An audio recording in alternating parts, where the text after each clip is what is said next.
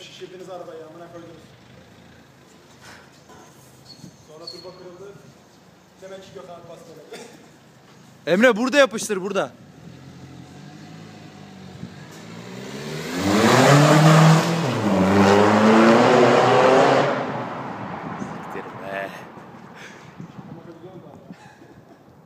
Şaka gibi oldu ya.